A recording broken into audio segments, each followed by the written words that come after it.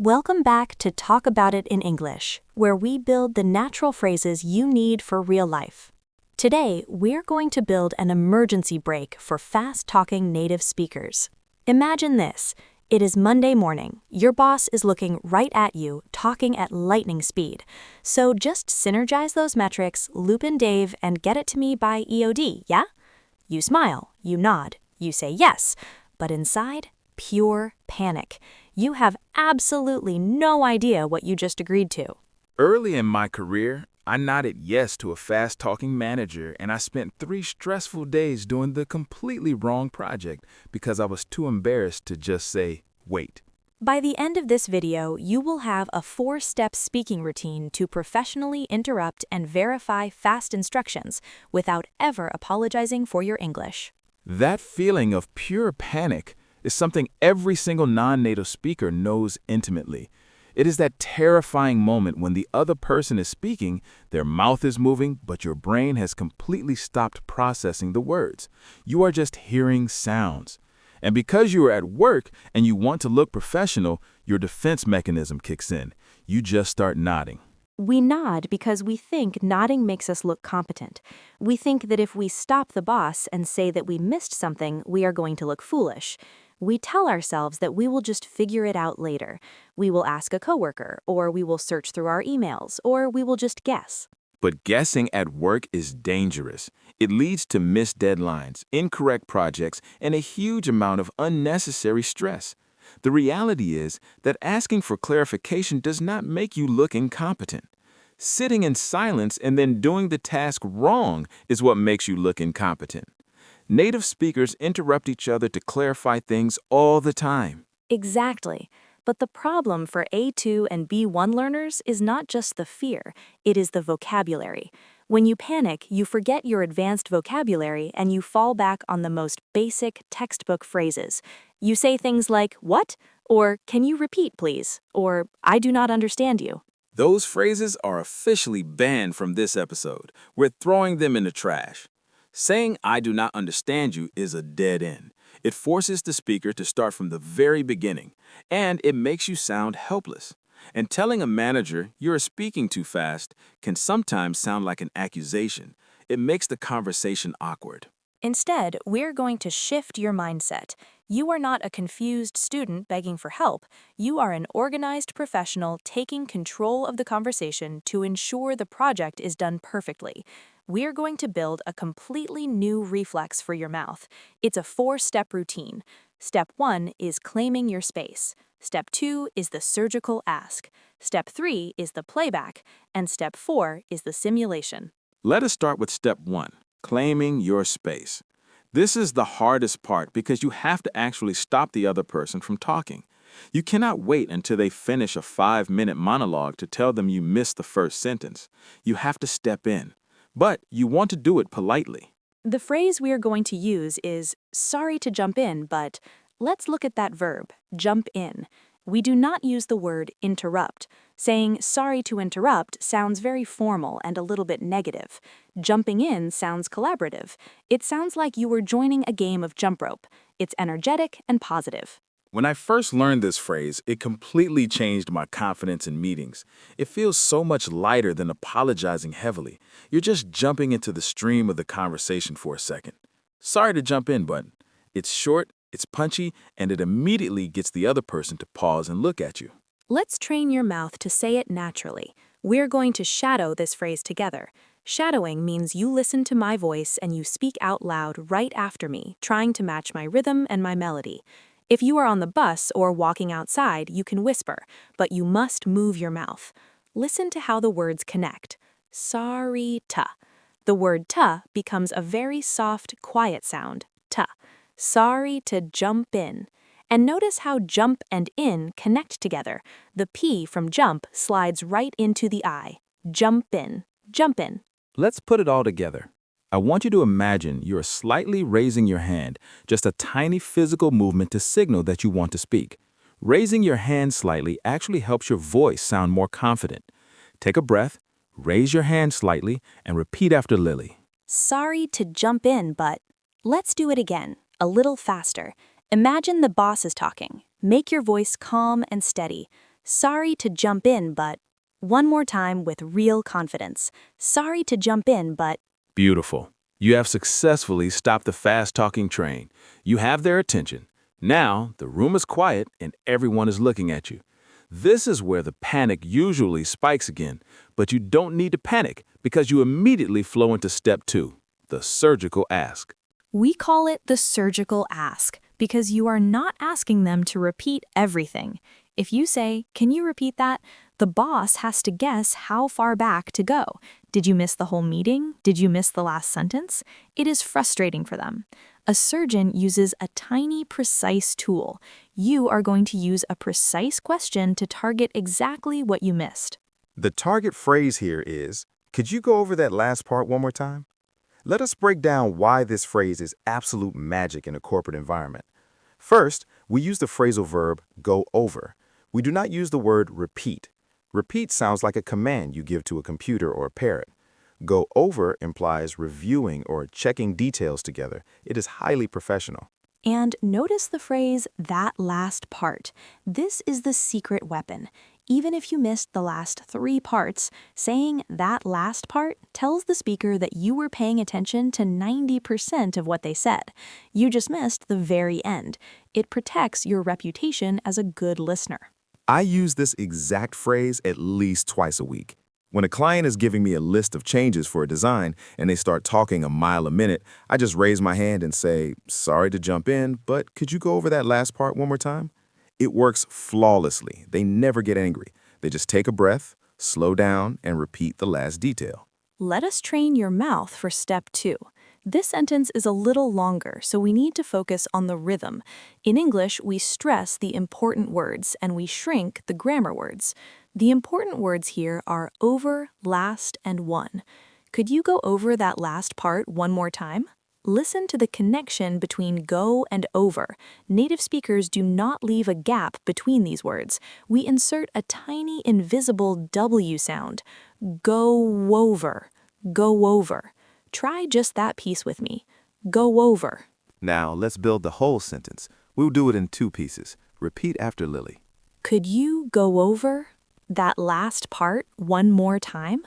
Now the whole phrase. Make your voice rise slightly at the end to show it is a polite request. Could you go over that last part one more time? Let us do it again, nice and relaxed. Could you go over that last part one more time? Now, we're going to combine step 1 and step 2.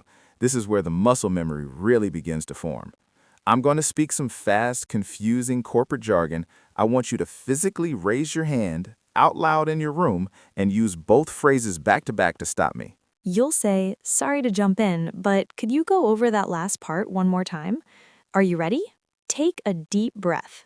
All right, team. So if we can just leverage the existing paradigms to streamline the onboarding process before the quarter ends, that would be fantastic. So just make sure you all... Stop him right there. Speak out loud. If you said, sorry to jump in, but could you go over that last part one more time?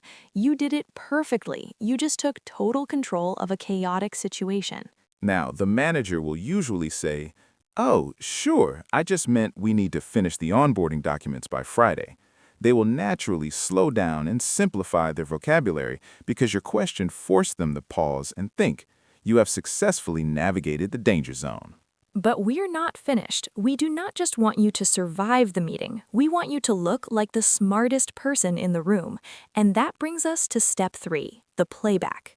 If you're finding this routine helpful for your confidence at work, make sure to subscribe to the channel. We build a new real-life scenario every single week, so you never have to feel stuck in English again. Step 3 is the ultimate competence hack. After the boss repeats the instruction slowly and you finally understand it, what do you say? Most learners just say, okay, thank you, or I understand. That is fine, but it's a missed opportunity. Instead of just saying, okay, you're going to summarize the instruction and say it back to them. This proves that you understand.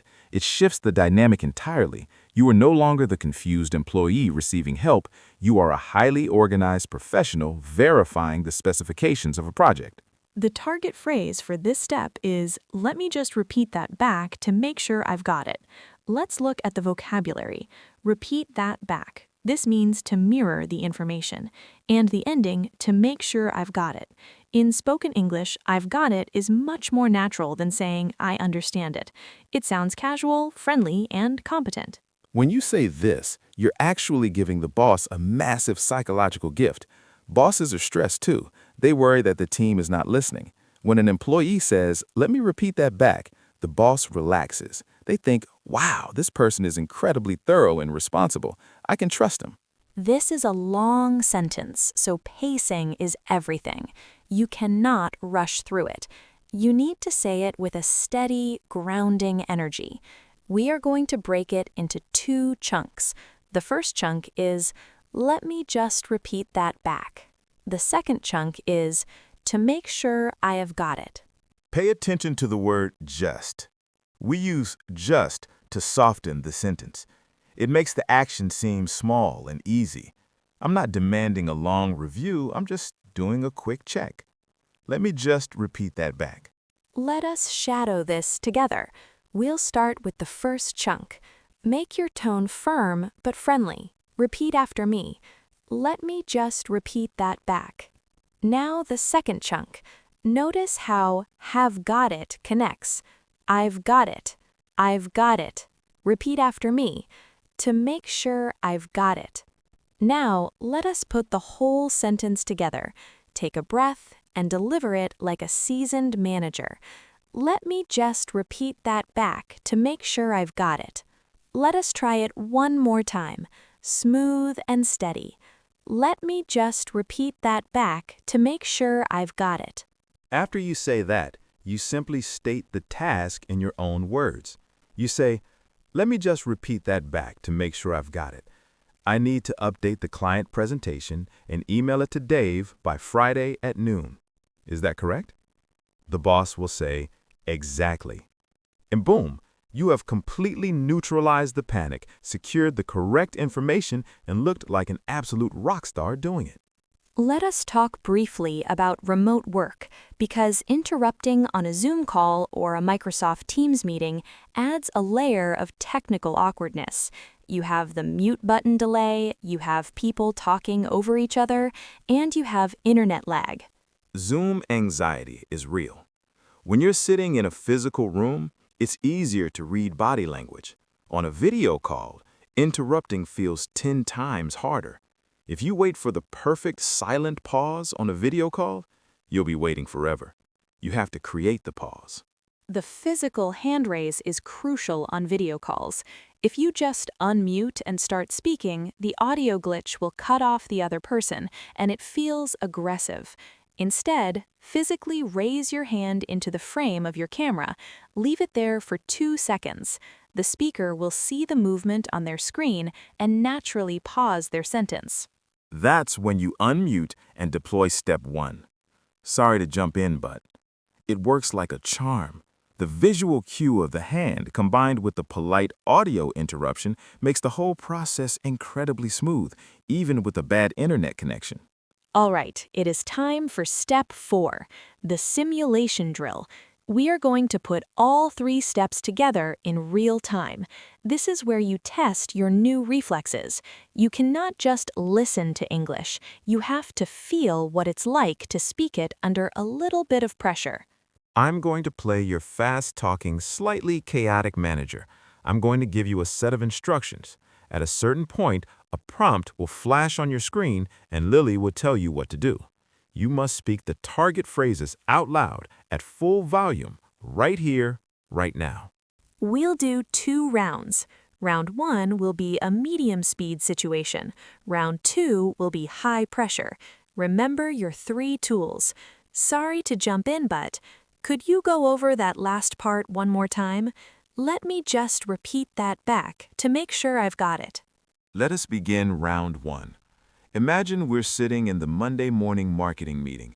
You have your notebook open, I'm looking at my laptop, scrolling through an email, and I start talking to you. Hey, good morning. So, looking at the schedule for this week, I think we really need to prioritize the social media rollout. If you could draft the 3 posts for Instagram, make sure the graphics are aligned with the new brand guidelines we discussed last month, and then also, I need you to pull the analytics from our last campaign and cross-reference them with the budget file so we can present it. Interrupt him now. Claim your space. You should be saying, "Sorry to jump in, but..." Oh, sure, what's up? Now use the surgical ask. Tell him what you need him to do. You should be saying, "Could you go over that last part one more time?" Yeah, my apologies, I was talking a bit fast. I just need you to pull the analytics from our last campaign and compare them to the budget file. Now he gave you the clear instruction. Use the playback phrase to lock it in and show your competence. You should be saying, "Let me just repeat that back to make sure I've got it. You need the campaign analytics compared against the budget file." Yes, exactly. That is perfectly correct. Thank you. Fantastic job. How did that feel? Did your heart beat a little faster when he started talking? That adrenaline is exactly what we want to train away. By having these phrases locked in your muscle memory, the adrenaline doesn't paralyze you anymore. It just triggers your professional routine. That was a great first round, but in the real world, bosses do not always stop nicely. Sometimes they use a lot of heavy jargon that completely blocks your understanding. For round 2, we are turning up the speed and the corporate speak. I am not going to stop easily. You have to project your voice and cut through the noise. Shake out your shoulders. Take a deep breath. Get your hands ready to do that slight physical raise to help your confidence. You are the professional. You control the pace of your own understanding. Here comes round 2. All right, everyone, let us pivot to the Q3 deliverables. We're running out of runway on this project, so I need all hands on deck. I need you to reach out to the stakeholders, get their buy-in on the new wireframes, synergy test, the beta launch, and then ping me on Slack with the ROI projections before the all-hands meeting at 3, okay? Moving on. Jump in right now. Stop the train. Sorry to jump in, but Yeah? Quick question. We're short on time. he is rushing you. Do not panic. Deliver the surgical ask with a calm, steady voice. Could you go over that last part one more time? Right, the last part. I need you to message me the return on investment projections before the 3 o'clock meeting. Lock it in. Prove you are organized. Do the playback. Let me just repeat that back to make sure I've got it. You need the ROI projections on Slack before 3 o'clock. Spot on. Thanks for checking.